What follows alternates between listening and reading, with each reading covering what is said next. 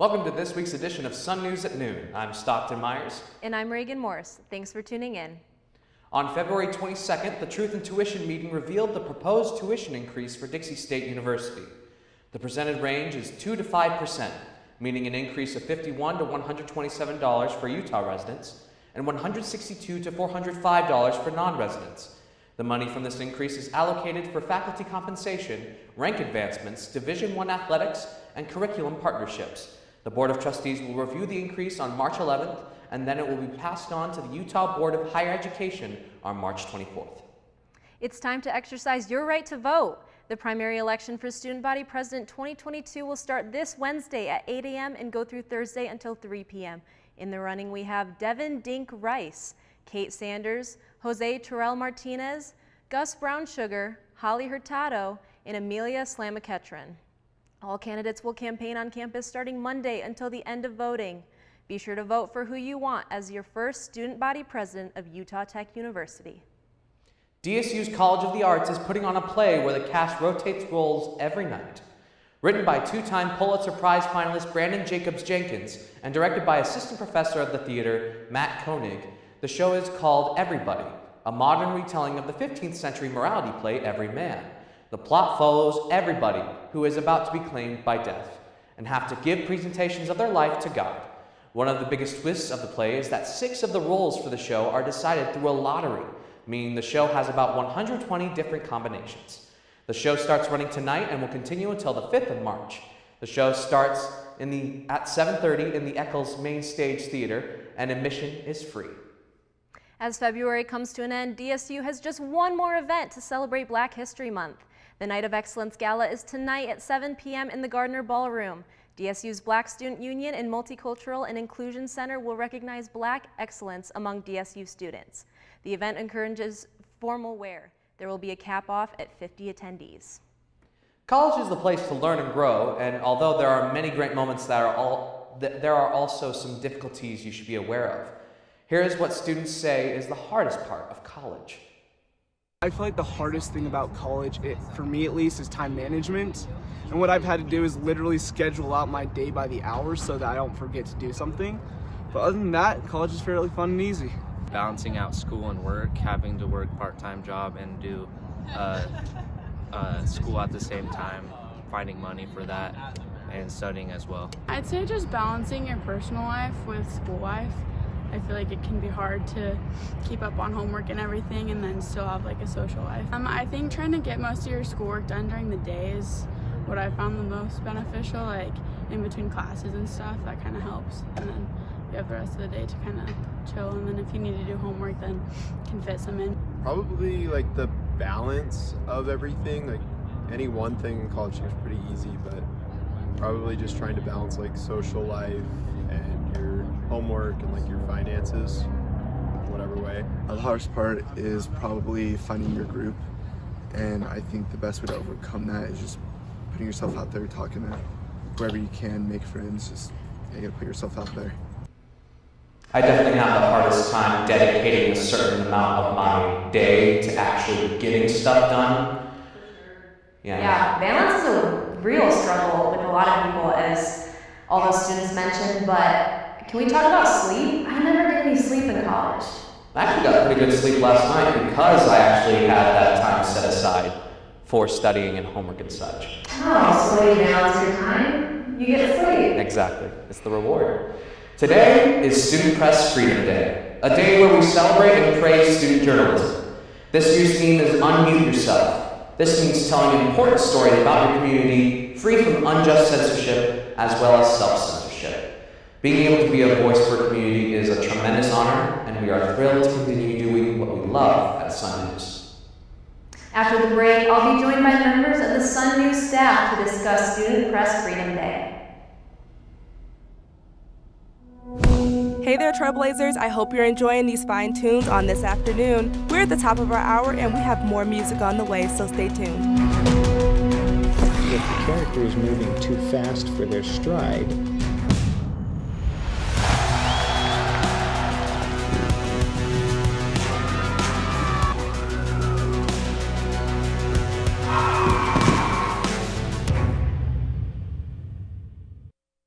Show some respect. Show you give a damn.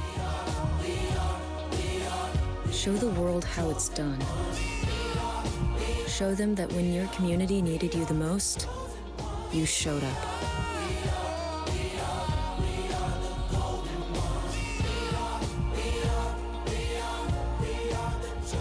Mask up, America.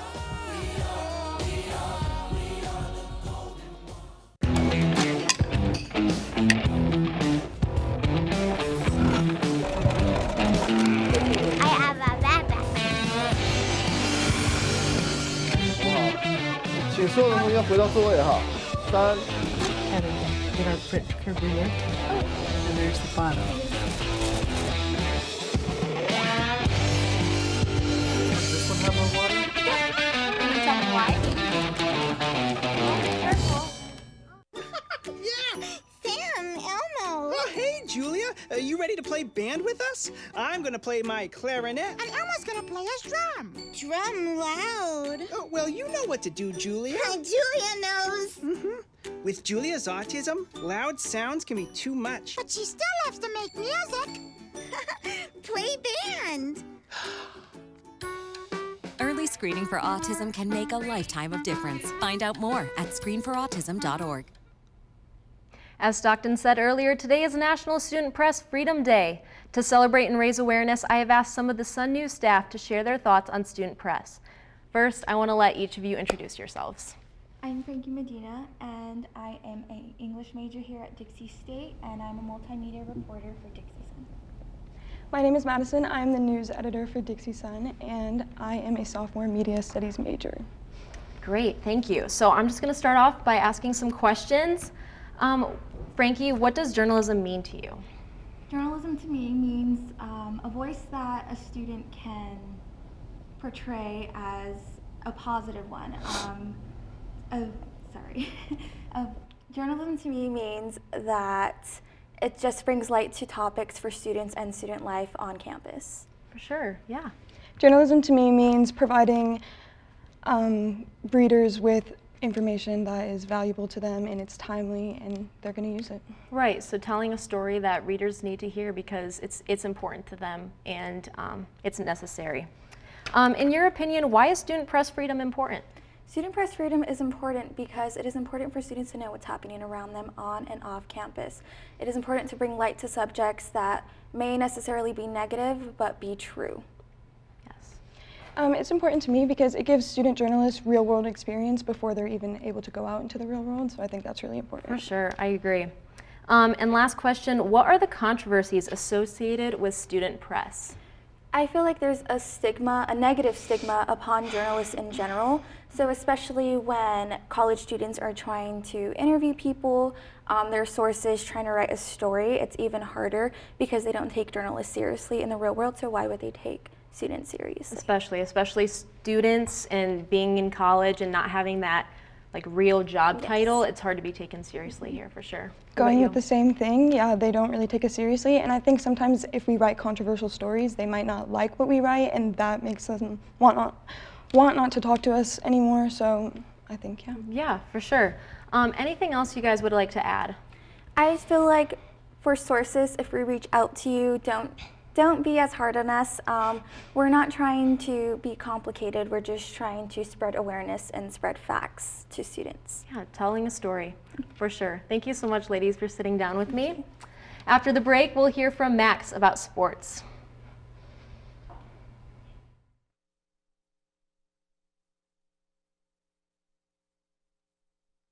You have to tread the waters. Dad, that's not the kind of help I needed. Hey, Jessica. Will you go to prom with me? Yes. You don't have to be perfect to be a perfect parent. Thousands of teens in foster care can't wait to share their first with you. 1, 2, 3, 4. 0.52 kilograms. This graph is square. Pretty close. Artemisia is all the sage brushes, but there's your needle and thread. Which one is this? Comes out, carbonate, right? Sodium carbonate.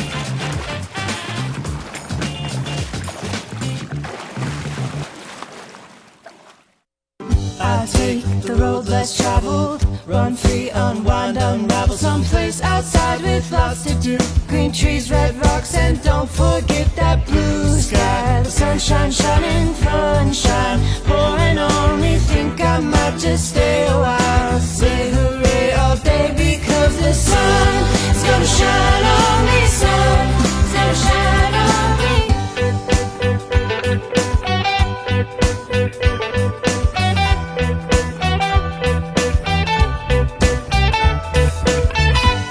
So if you're looking for me then, you better look down where there's tall palm trees and shopping sprees. Sip my ties and don't forget that blue sky. The sunshine shining, sunshine pouring on me. Think I might just stay a while. Say hooray all day because the sun is gonna shine on me. Sun is gonna shine on me. Sun's gonna shine on me. Welcome back, Trailblazers. Here's the update on DSU athletics. After a triple overtime heartbreaker in Las Cruces, the Lady Trailblazers look to avenge their previous loss to New Mexico State.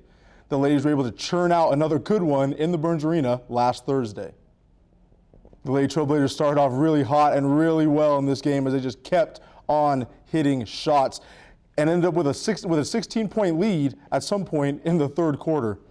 But then, after a fight broke out at the start of the fourth quarter, the Lady Aggies decided to come back, put their heads down, and go to work, and ended up taking a 6-point lead in the fourth. But Emily Isaacson helped seal the deal for the Trailblazers. She hit 7 threes, scored 25 points, and was able to help finish the game as they won 72-69. The Lady Trailblazers will play tonight at Cal Baptist and Saturday at Seattle U. After another close game for the Lady Trailblazers, what followed kept with our trend we mentioned last week. They traveled to UVU on Saturday, where they took a crushing loss. The Lady Wolverines nearly hit the century mark as they took the win 99-59. Shanaza Davidson and Brianna Gillen were the only DSU players in double figures. Fatigue might be a contributing factor as we go back to the minutes count for a few players. These three players lead DSU in almost every statistical category this season, which makes sense when you see their workload. These numbers are only from the last 6 games. Look at these numbers and remember, a basketball game is only 40 minutes long.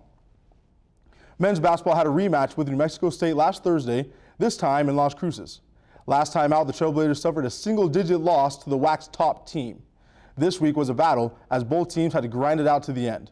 DSU played this one close again, but eventually fell 75-64. Teddy Allen put up another 20-point, 10-rebound double-double for the Aggies, while Hunter Schofield was held to just 14 points and 4 rebounds for the Trailblazers. As a bright spot in the loss, freshman Trey Edmonds did have 10 points and 6 rebounds in just 11 minutes of play. What you could argue as the most anticipated home game in recent memory took place last Saturday at the Burns Arena against the Utah Valley Wolverines. This week, I had a chance to sit down with head coach John Judkins to recap the game and discuss his great milestone. The winningest head coach in the history of the state of Utah collegiate basketball, John Judkins. Thanks for being with us today, Coach. I don't really like all that stuff, but that's kind of neat. Again, when they talked to me about us winning that and doing that, I was excited. It's a neat honor, Yeah. but again, I don't think about that. I think about playing one game at a time and winning that game. That's all I care about right now. 100%. You guys are doing a good job of it. So 583 wins, correct? Yeah, I don't know. We can ask Steve that question. I don't. Again, like I said, I got to get 2 this weekend, 1 on Thursday. That's For all sure. I care. Yeah. Yes, sir. Let's go to the UVU game real fast. Right, 80-75, overtime win. Right, I call it the most anticipated game in a long time here at Dixie State. I think for about, a month before the game was played, people were already talking about that matchup. UVU's coming down.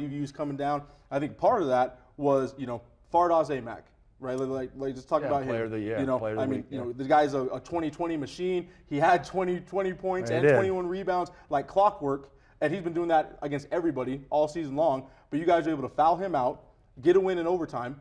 So I want to ask you this. Would you call that win the biggest win in program history up to this point? Ooh. Why or why not? Ooh, that's a tough one. Wow.